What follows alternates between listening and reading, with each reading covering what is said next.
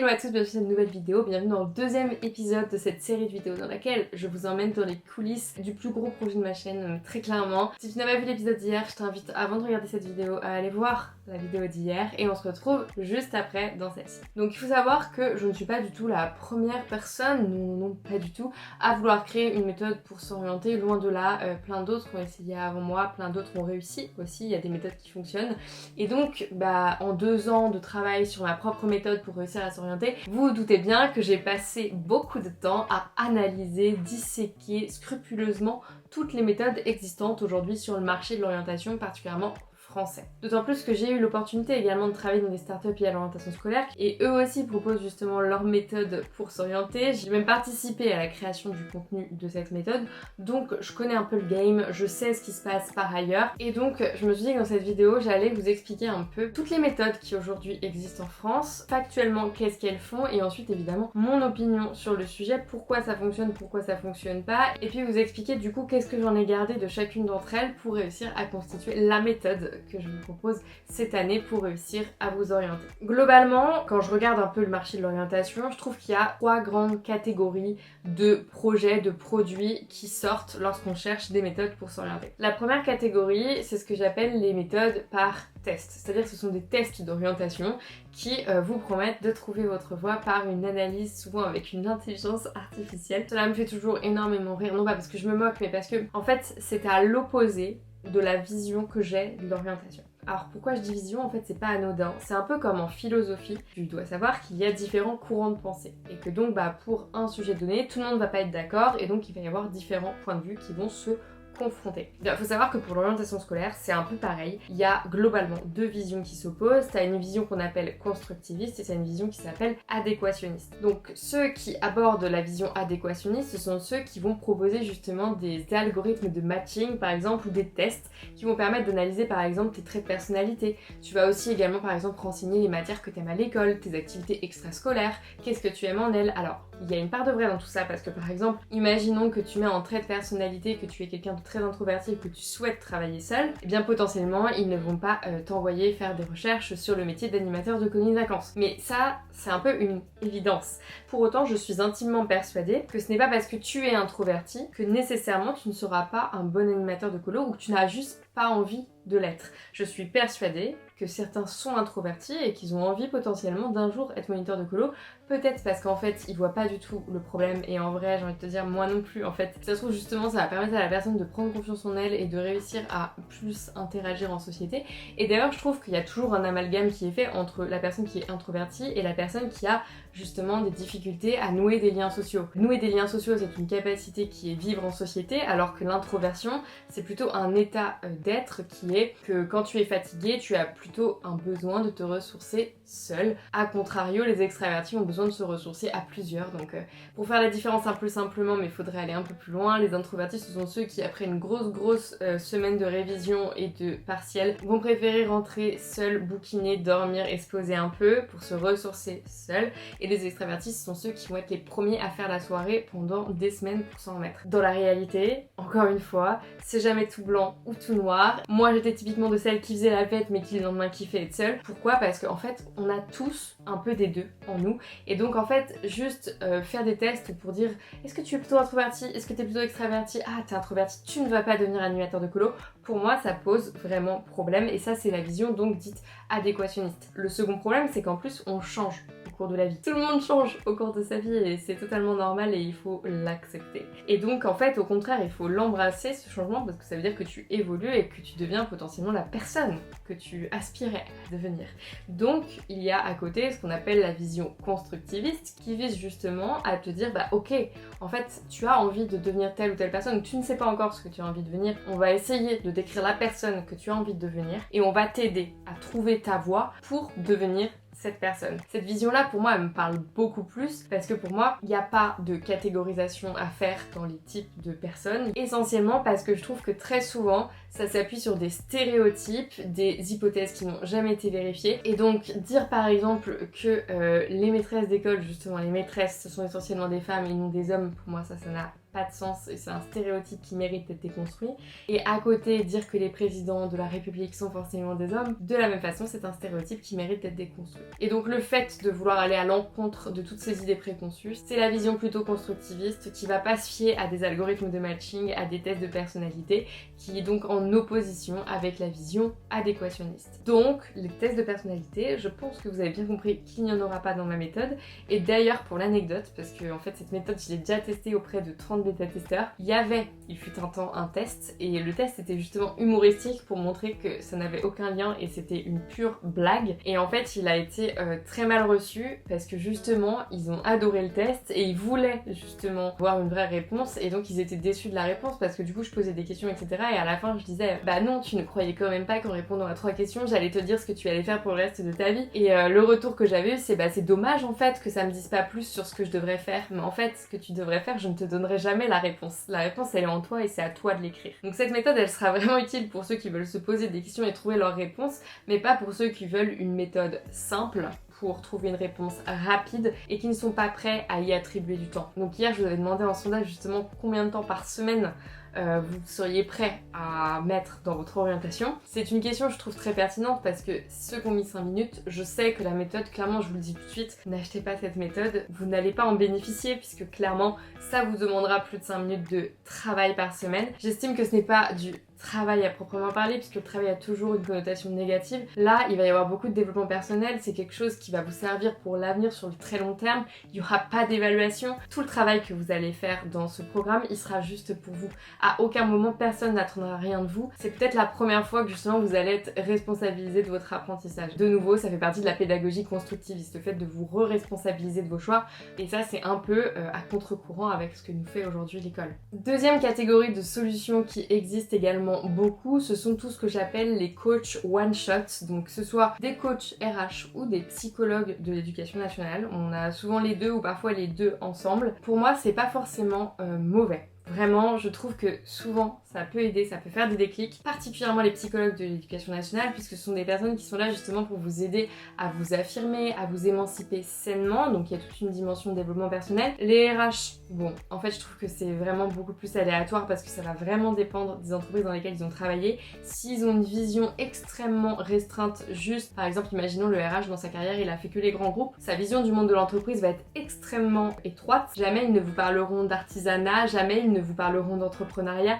alors que ce sont des métiers tout aussi beaux. Donc ça c'est ce que je trouve dommage. L'autre problème je trouve vraiment très sincèrement avec ces coachings, c'est qu'ils sont très onéreux. Et donc forcément qui dit cher dit que bah souvent vous voyez la personne une fois ou 2 fois dans l'année, alors que pour moi l'orientation, et ça c'est pas que moi qui le dis, c'est les psychologues aussi, l'orientation est nécessairement un processus qui prend du temps. Donc il est nécessaire vraiment de prendre peut-être 1 an de réflexion, je trouve qu'1 an c'est une bonne temporalité puisque ça colle avec l'année scolaire, pour justement réussir à se créer un vrai parcours qui a du sens et pas uniquement 1 heure, peut-être 2 heures avec des coachs qui vont vous donner des pistes de réflexion. Ces pistes seront peut-être très bonnes, mais peut-être que ça va juste ouvrir d'autres questions auxquelles vous n'aurez pas de réponse puisque vous n'aurez pas la méthode. Donc ce que je propose moi pour ça, c'est que si vous ressentez le besoin de coaching, les coachings seront là. Mais pour moi il y a toute une méthode socle de base qui ne nécessite pas de coaching. Et donc c'est pour ça qu'il y a la méthode qui sera sous forme de vidéo pour permettre au plus grand nombre d'y avoir accès et à un prix beaucoup plus bas. Et forcément le fait que moi je tourne une vidéo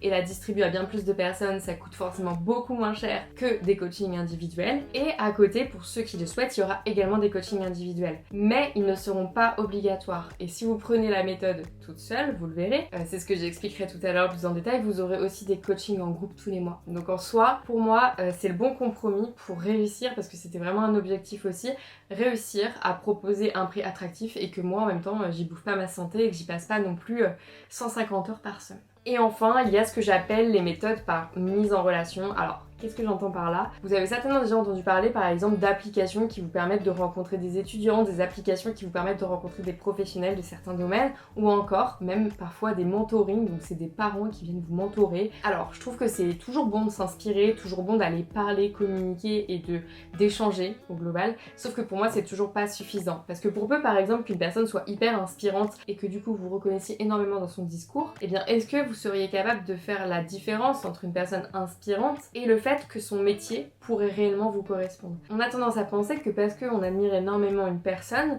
eh bien potentiellement c'est qu'on veut faire le même métier à notre tour. Alors que pas du tout, on a le droit d'admirer ce que fait une personne. Par exemple, j'admire énormément les pompiers, pour autant c'est pas un métier qui m'intéresse et je suis pas sûre que je m'épanouirais dedans. En vrai, je pense que ça me plairait quand même, mais non.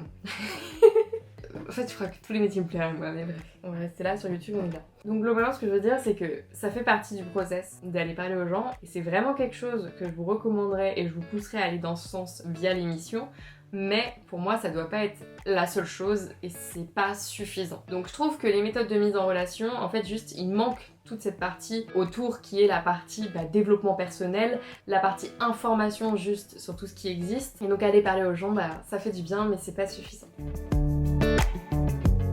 Donc vous commencez à comprendre, mais la solution que j'ai choisi de créer va donc être un peu un micmac de tout ce que j'ai trouvé de plus positif dans ces méthodes. Donc cette méthode va durer 1 an, puisque comme je vous l'ai expliqué, s'orienter ça prend nécessairement du temps. Et durant toute cette année de contenu, vous aurez environ une vidéo par semaine. Je dis environ parce qu'en réalité, en fait ça va marcher par mois et j'ai compté toujours 5 semaines par mois. En vrai, il n'y a pas toujours 5 semaines dans un mois, donc parfois vous aurez plus qu'une vidéo par semaine. Mais bon, c'est du bonus. Dans chaque semaine, vous aurez un PDF d'une double page environ qui synthétise un peu tout ce qui a été dit dans la vidéo et surtout qui vous donne une mission à réaliser durant la semaine. Cette mission, vous ne serez pas seul pour la réaliser, parce qu'en même temps que vous, il y aura tous les participants de la méthode qui participeront au même moment. Donc, si vous avez un problème, déjà, vous aurez accès à un serveur Discord avec toute une communauté, justement, qui réaliseront la mission en même temps que vous. Et au-delà de ça, en fait, chaque semaine, vous pourrez m'envoyer toutes vos questions, et tous les vendredis soirs, vous recevrez une vidéo de moi, Facecam, qui répond à toutes les questions que j'aurai reçues dans la semaine. Donc, non seulement vous aurez la réponse à vos questions, mais également à toutes les autres questions qu'auront posées la communauté. Ces questions seront évidemment anonymisées, parce que je sais que ça peut être un peu parfois compliqué, on n'ose pas poser ces questions. Là, ce sera à l'écrit anonyme, moi je répondrai Facecam et vous recevrez une vidéo avec toutes les réponses à toutes les questions chaque semaine. En plus de ça, autour de la thématique du mois, il y aura tous les mois un live mensuel. Alors on va aller encore plus loin dans le challenge. En fait, ce que je vais faire, c'est que quand vous allez arriver sur la méthode, vous allez compléter un petit questionnaire qui va vous permettre d'accéder à une maison. Donc un peu en mode Harry Potter, en fait, on va faire des sous-groupes comme des équipes. Alors j'ai pas encore les noms des équipes, mais si vous avez des idées, n'hésitez pas à les donner en commentaire. Je sais pas si on garde Poufsouffle, Serpentard, Gryffondor et Serdaigle parce que j'ai peur que ce soit connoté. Je sais que typiquement moi je kifferais absolument être chez Gryffondor et pas chez les autres et j'ai pas envie. Donc peut-être qu'on trouvera d'autres noms. Mais l'idée c'est que durant ces lives, que vous soyez toute la promo ensemble ou parfois en sous-groupe, parce qu'on fera aussi des lives en sous-groupe pour que vous puissiez plus vous exprimer, et bien il y ait des challenges, que vous remportiez des points et que de cette façon il y a un peu un esprit